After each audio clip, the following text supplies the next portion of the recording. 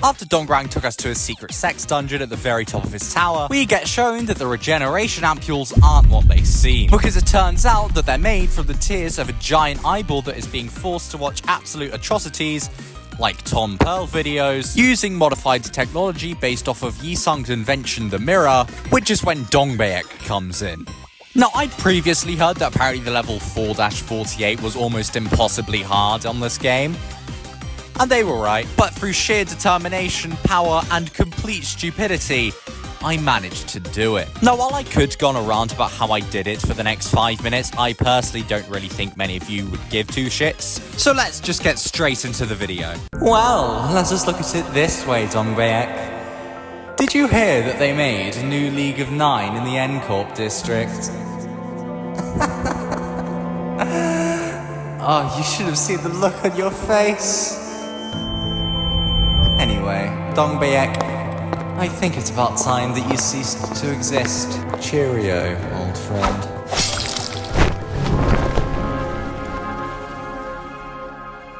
Can I just say how fucking beautiful this piece of art is? It's so amazing.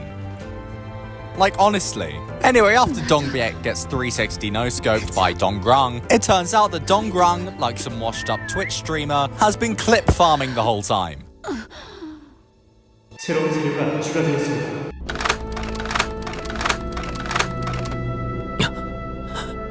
Okay, I'm not gonna lie when I say this, but this really shocked me. Using footage of someone's, I presume, friend dying right in front of them is unfathomable. What the fuck is wrong with Donggrang? Anyway, after this, we get taken back into the memory of Yisung showing the League of 9 his mirror. And it's at this moment when Donggrang asks Yisung to try setting up a lab with him, which they end up doing. Although I personally don't understand why Yisung would agree to share his invention with someone who looks like Timu Harry Potter. And during this flashback scene, we get introduced to someone called Gubo when all of a sudden... Be still. Just be still and do nothing more than breathe.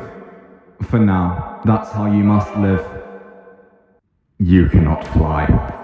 After this, Gubo tells Yisung that apparently the League has fallen apart and Yisung has to come with him. And after a conversation that is literally 5 words long between Donggrang and Yisung, we get left with this very ominous message.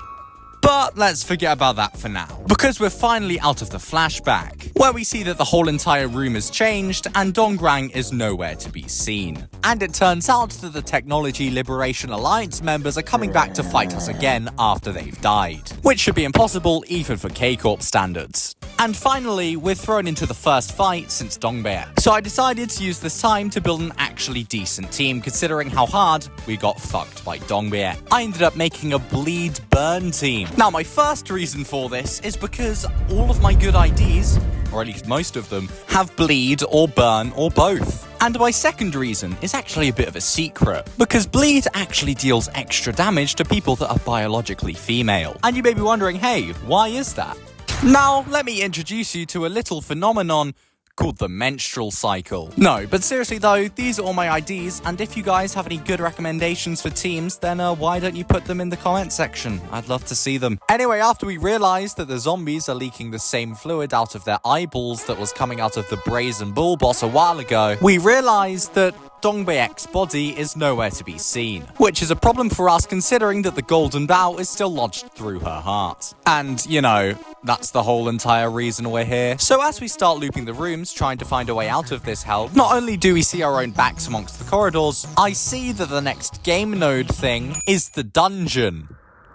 Oh fuck, wait, we're way more into this canto than I thought we were. Anyway, as we approach the center of the Golden Bow's resonance, we end up finding a portal. And you'll never guess who we see on the other side. Oh my god, bro. Oh, hell no, man. What the fuck, man? Get your ass I never thought I'd be back here. Is this thanks to the Golden Bow or you, Yisung? Shut the fuck up, you Tomodachi-like fucking prick. So what was this place, Yisung? This was the one and only place I could breathe. That's what this was. There appears to be letters on the desks, manager. Oh yes, I remember. Yisung used to have this little hobby of his to write letters in the format of plays. I know, he thought he was Shakespeare apparently. Faust recommends that we act like these plays are real. Since this is Yi-sung's ego, it would be best to act out these memories how they initially happened. This is because we will have the greatest chance at luring in Dongbaek. Oi! Faust GPT, I don't understand how that woman that's just had a tree branch shoved up her ass is gonna come back to life. It's not like she's gonna burst through this door if we laugh as Yi-sung's friend.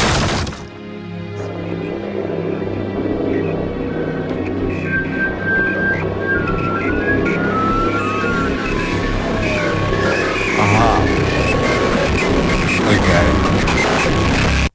Are you okay there? You look like you've seen a ghost. So after that amazing transition that I just did, the sinners begin to act out Yi-sung's messages. Not very well, I'd admit, but good enough. This is when we learned that apparently S-Corp, the League of Nine's hometown, is going through a turbulent time. And due to lying higher-ups, the researchers like them were really struggling to get by. However, amidst the darkness, there was hope, since Donggrang and brother Young-ji brought them all together, since apparently Donggrang, Dongbaek and Yi-sung all lived in the same neighborhood.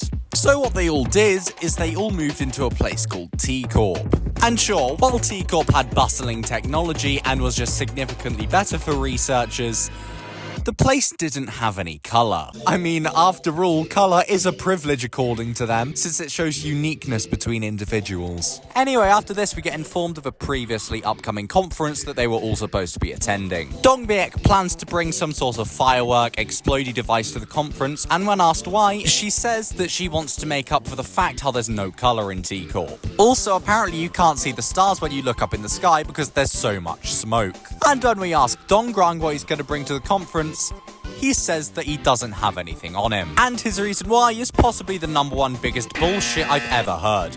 Because you cannot convince me that Jeffrey Dahmer's probably autistic cousin tends to animals on the side of the road. His reasoning behind this was because it reminded him of a little yellow calf that he used to have back in his hometown that was abandoned by its own mother. However, going back to the real world for a second, something is dearly wrong. And as we figure out, it turns out the zombies have finally caught up with us and are coming to eat us out in more ways than one. So in order to prevent our organs from coming human spaghetti, we're going to have to unfortunately pause our LARPing session here for now. Now that we're finally out of possibly the longest reading session that I've ever done, you might notice that Yi-sung's finally been let out of the cuck chair after 3 cantos and an intervello. This is because the game is forcing me to use him. I mean, it's understandable considering we're getting close to the finale of his canto, I think. But unfortunately, we've ran into a bit of an issue. Because I'm being 100% dead ass when I say that I do not have a single Yi-sung ID. However, thankfully the game has made up for it, as it's automatically leveled up my base ID Yi-sung to level 35 for me. So hopefully things won't be as bad as they would be. And also, while we're paused here, I'm going to remind you that the subscribe button exists. If you want to, then click the subscribe button as well as the bell icon so you never miss one of my uploads.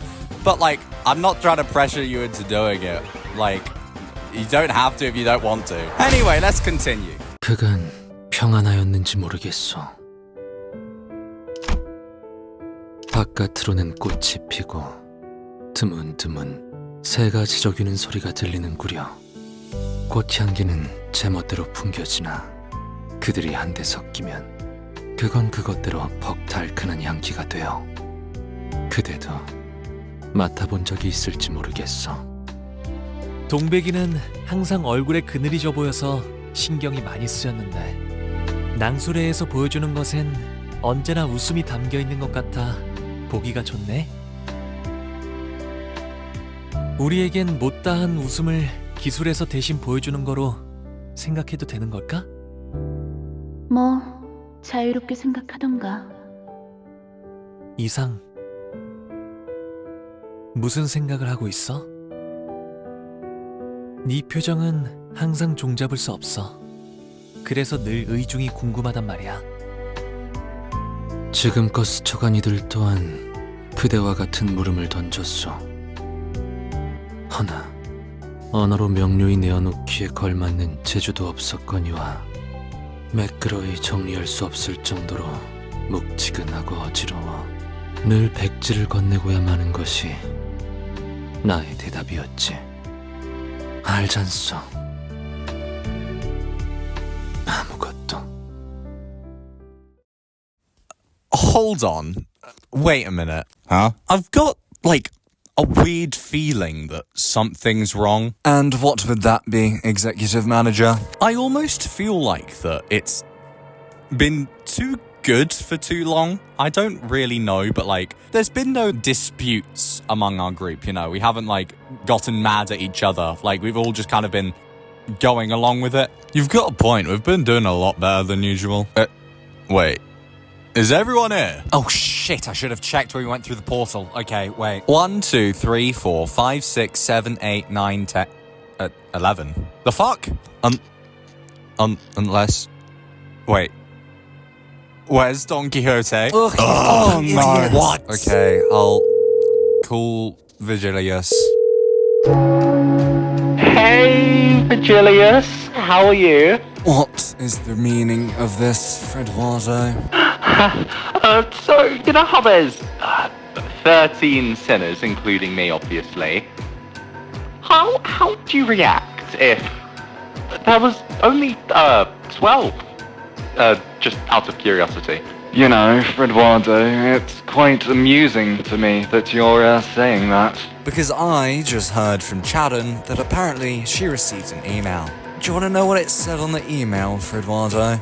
I'm going to guess that I don't have a choice. No, you don't. It said that there was a deranged, blonde-haired lunatic going around stabbing people with a spear or a lance.